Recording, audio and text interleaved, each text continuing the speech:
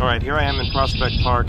I'm going to read Act 3, Scene 2 of King Henry VI, Part 2. We're in Brooklyn here. I'm sitting up in a tree. There's some kids playing behind me on the other side. There's some birds in this tree singing, which is kind of nice. The lake behind me. Here we go.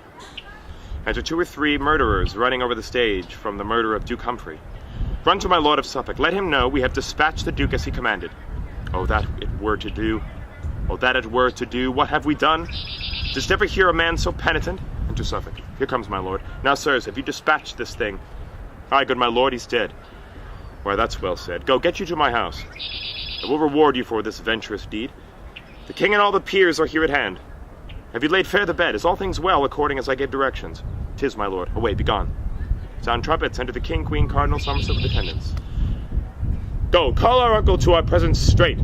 Say we intend to try his grace today, if he be guilty as 'tis published. I'll call him presently, my noble lord. Lords, take your places, and I pray you all, proceed no straighter against our uncle Gloucester, than from true evidence of good esteem he be approved and practised culpable.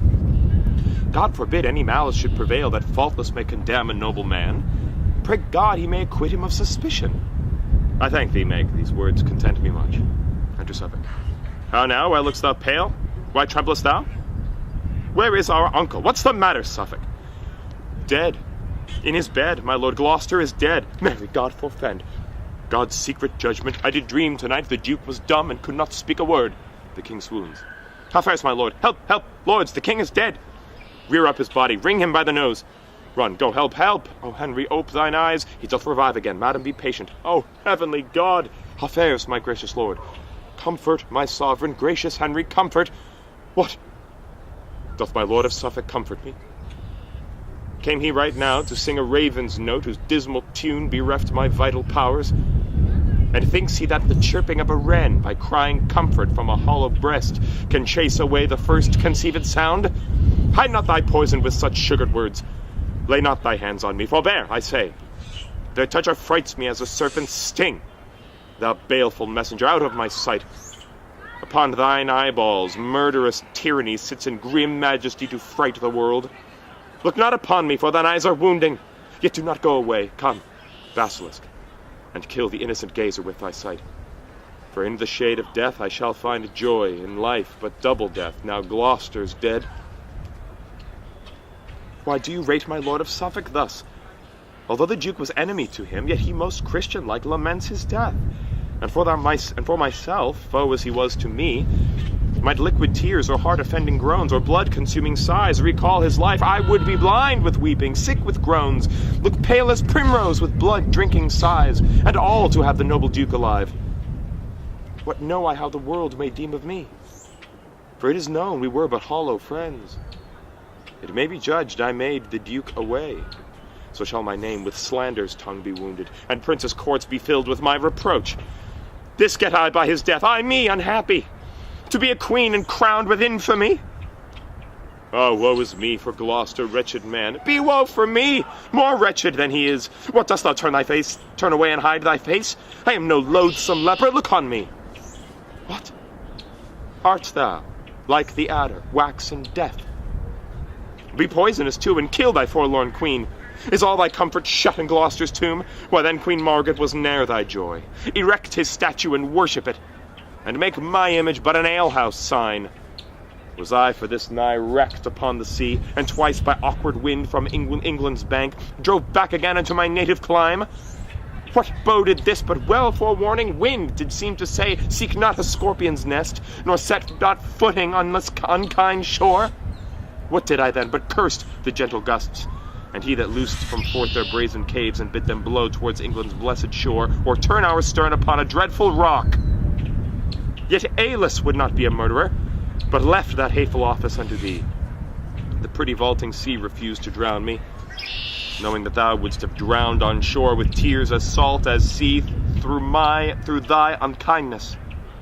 The splitting rocks cowered in the sinking sands, and would not dash me with their ragged sides, because thy flinty heart, more hard than they, might in thy palace perish, Margaret. As far as I could ken thy chalky cliffs, when from thy shore the tempest beat us back, I stood upon the hatches in the storm, and when the dusky day began to rob my earnest gaping sight of thy land's view, I took a costly jewel from my neck, a heart it was, bound in with diamonds, and threw it towards thy land. The sea received it. So I wish thy body might my heart. And even with this I lost fair England's view, and bid mine eyes be packing with my heart, and called them blind and dusky spectacles for losing Cannibalian's wished coast. How often have I tempted Suffolk's tongue, the agent of thy foul inconstancy, to sit and witch me as Ascanius did, when he to madding Dido would unfold his father's acts commenced in burning Troy. Am I not witched like her? Or thou not false like him? By me I can no more. Die, Margaret, for Henry weeps that thou dost live so long. Noise within, enter Warwick, Salisbury, and many commons. It is reported, mighty sovereign, that good Duke Humphrey traitorously is murdered by Suffolk and the Cardinal Beaufort's means. The commons, like an angry hive of bees that want their leader, scatter up and down and care not who they sting in their revenge. Myself have calmed their spleenful mutiny until they hear the order of his death. That he is dead, good Warwick, 'tis too true. But how he died, God knows. How he died, God knows, not Henry. Enter his chamber, view his breathless corpse, and comment then upon his sudden death. That shall I do, my liege. Stay, Salisbury, with the rude multitude till I return. Exunt severally Warwick and Salisbury with the commons. O thou that judgest all things, stay my thoughts. My thoughts that labor to persuade my soul some violent hands were laid on Humphrey's life. If my suspect be false, forgive me, God, for judgment only doth belong to thee. Fain would I go to chafe his paly lips with 20,000 kisses, and to drain upon his face an ocean of salt tears. To tell my love unto his dumb, deaf trunk, and with my fingers feel his hand unfeeling. But all in vain are these mean obsequies, and to survey his dead and earthy image. What were it but to make my sorrow greater? Bed put forth, and to work. Come hither, gracious sovereign, view this body, draws the curtains and shows Gloucester in his bed. That is to see how deep my grave is made, for with his soul fled all my worldly solace. For seeing him, I see my life in death. As surely as my soul intends to live with that dread king that took our state upon him to free us from his father's wrathful curse, I do believe that violent hands were laid upon the life of this thrice famed duke. A dreadful oath sworn with a solemn tongue. What instance gives the Lord Warwick for his vow? See how the blood is settled in his face. Oft have I seen a timely parted ghost of ashy semblance, meager, pale, and bloodless, being all descended to the laboring heart, who in the conflict that it holds with death attracts the same for aidance against the enemy, which with the heart there cools and ne'er returneth to blush and beautify the cheek again. But see, his face is black and full of blood, his eyeballs further out than when he lived, staring full ghastly like a strangled man, his hair upreared, his nostrils stretched with struggling, his hands abroad displayed as one that grasped and tugged for life and was by strength subdued. Look on the sheets his hair, you see, is sticking, his well-proportioned beard made rough and rugged, like to the summer's corn by tempest lodged. It cannot be, but he was murdered here. The least of all these signs were probable. He closes the curtains. By Warwick, who should do the Duke to death? Myself and Beaufort had him in protection, and we, I hope, sir, are no murderers. But both of you were vowed Duke Humphrey's foes, and you forsooth had the good Duke to keep. 'Tis like you would not feast him like a friend, as 'tis well seen he found an enemy. Then you, belike, suspect these noblemen as guilty of Duke Humphrey's timeless death. Who finds the heifer dead and bleeding fresh, and sees fast by a butcher with an axe, but will suspect 'twas he that made the slaughter? Who finds the partridge in the puddock's nest, but may imagine how the bird was dead, although the kite soar with unbloodied beak? Even so suspicious is this tragedy. Are you the butcher, Suffolk? Where's your knife? Is Beaufort turned a kite? Where are his talons? The bed is withdrawn. Exeunt Cardinal, Somerset, and others. I wear no knife to slaughter sleeping men, but here's a vengeful sword, rusted with ease, that shall be scoured in his rancorous heart that slanders me with murder's crimson badge. Say, if thou darest, proud lord of Warwickshire, that I am faulty in Duke Humphrey's death. What dares not Warwick, if false Suffolk dare him? He dares not calm his contumelious spirit, nor cease to be an arrogant controller, though Suffolk dare him 20,000 times. Madam, be still, with reverence may I say, for every word you speak in his behalf is slander to your royal dignity. Blunt-witted lord, ignoble in demeanor, if ever lady wronged her lord so much, thy mother took into her blameful bed some stern untutored churl, and noble stock was graft with crab-tree slip, whose fruit thou art, and never of the Neville's noble race.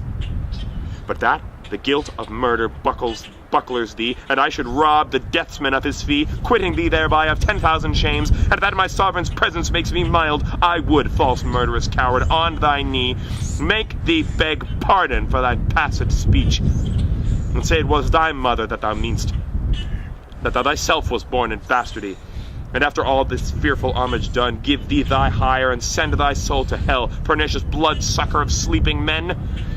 Thou shalt be wakened while I shed thy blood, if from this presence thou darest go with me. Away even now, or I will drag thee hence.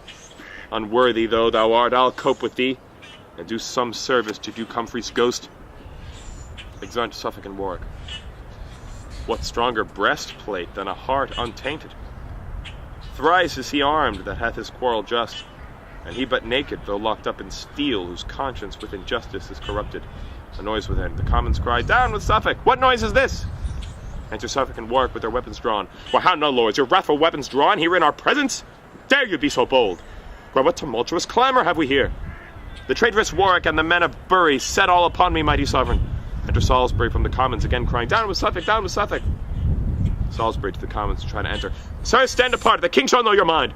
Dread lord, the commons send you word by me. Unless Lord Suffolk straight be done to death, or banished fair England's territories, they will by violence tear him from your palace, and torture him with grievous lingering death.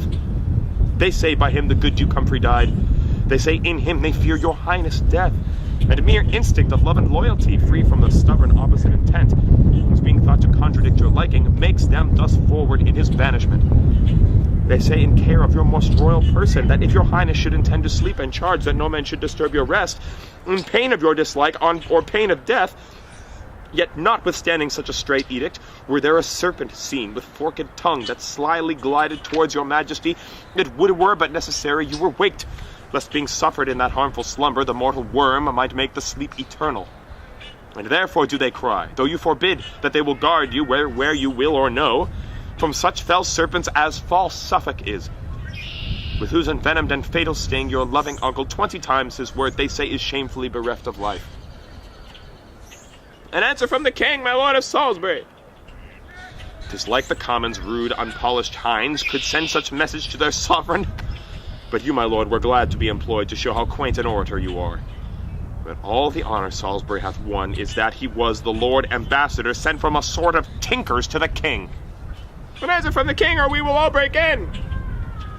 Go, Salisbury, and tell them all from me I thank them for their tender loving care.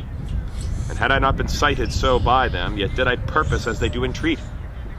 For sure my thoughts do hourly prophesy mischance unto my state by Suffolk's means, and therefore by his majesty I swear, whose far unworthy deputy I am, he shall not breathe infection in this air by but 3 days longer on the pain of death. Exit Salisbury. O Henry, let me plead for gentle Suffolk. Ungentle queen, to call him gentle Suffolk. No more, I say, if thou dost plead for him, thou wilt but add increase unto my wrath. Had I but said, I would have kept my word, but when I swear, it is irrevocable. If after 3 days' space thou here beest found on any ground that I am ruler of, the world shall not be ransom for thy life. Come, Warwick, come, good Warwick, go with me. I have great matters to impart to thee.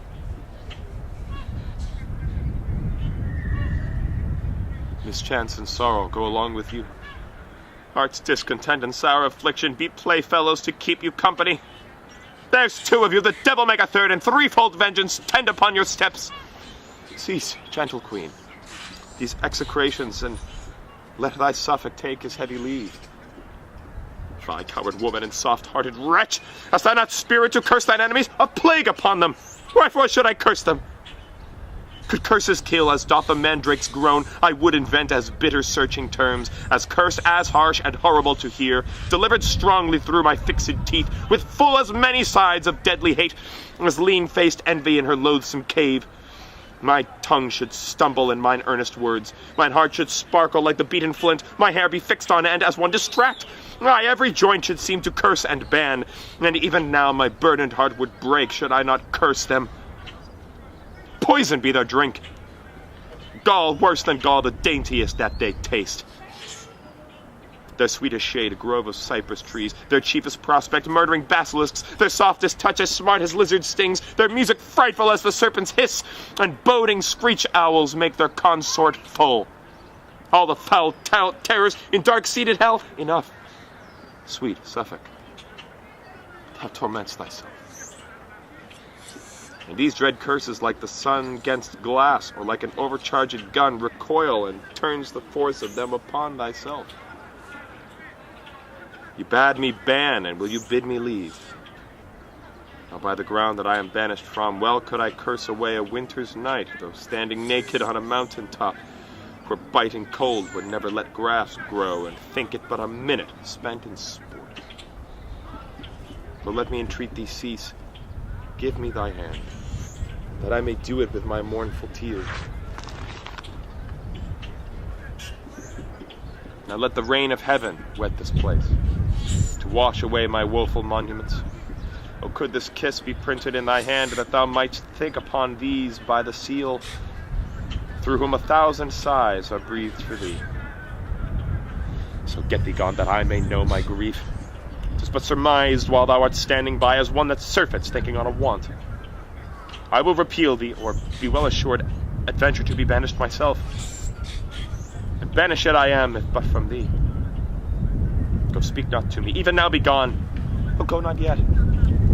Even thus 2 friends condemned embrace and kiss, and take 10,000 leaves. Loather 100 times to part than die. Yet now farewell.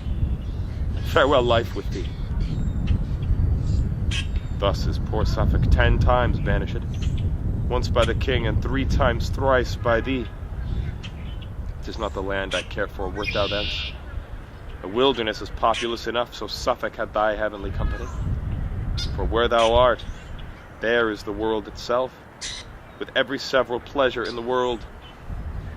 And where thou art not, desolation. I can live no more. Live thou to joy thy life, myself no joy in naught, but that thou livest. Enter Vaux. Whither goes Vaux so fast? What news, I prithee? To signify unto his majesty that Cardinal Beaufort is at point of death. For suddenly a grievous sickness took him, that makes him gasp and stare and catch the air, blaspheming God and cursing men on earth. Sometimes he talks as if Duke Humphrey's ghost were by his side. Sometimes he calls the king and whispers to his pillow, as to him, the secrets of his overcharged soul. And I am sent to tell his majesty that even now he cries aloud for him. Go tell this heavy message to the king. I mean, what is this world? What news are these? But wherefore grieve I at an hour's poor loss, omitting Suffolk's exile, my soul's treasure? Why, only Suffolk mourn I not for thee, and with the southern clouds contend in tears, theirs for the earth's increase, mine for my sorrows? Now get thee hence, the king thou know'st is coming.